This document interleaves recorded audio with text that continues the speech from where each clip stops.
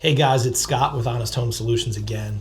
And right now I'm going to touch very briefly on something that many acquisitions agents and lead managers hate to do, but it's extremely important. And I'm just going to give you a very, very quick tips on how to improve this process, and it's cold calling.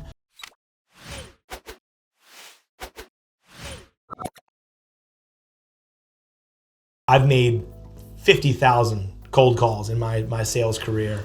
A lot of times you're getting, I used to call marketing managers, you pick up the phone, it's either just an immediate hang up, an F you, or something along those lines, everywhere in between. And it's just difficult to pick up a phone and continuously call, especially when you're calling a list of potentially motivated sellers.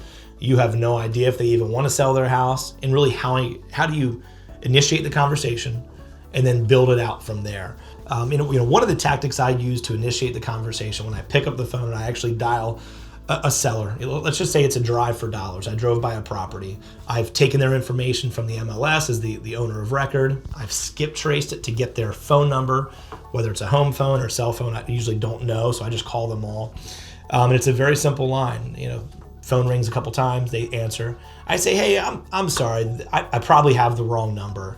I was reaching out. I saw a property that I drove by earlier today. It looked like it might be vacant.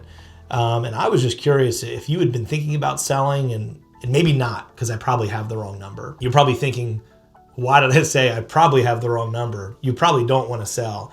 Those are all little, just subtle tricks so that somebody does not feel pressure from a sales call. Think about it. The last time you had a sales call, you knew probably within the first second that the person calling you was calling you to sell you something.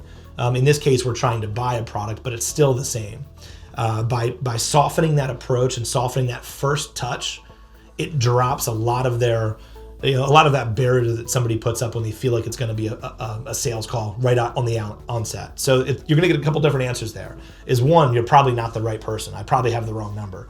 They'll correct you. They'll tell you, no, that's my property. Or, yeah, no, wrong number. Unfortunately, data is not perfect, so that happens to us quite a bit. The second, probably not, was you probably don't want to sell it either. Again, this was a property I found driving for dollars.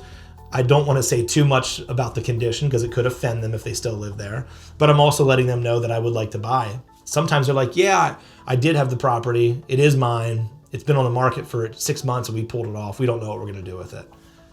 There you go. So you've gotten some very basic information. It was a very soft and slow approach to the phone call. A lot of people that will tell you about phone calling or cold calling, they'll say, hey, this is Scott with Honest Home Solutions. I was calling about 123 Main Street. Would you like to sell the property?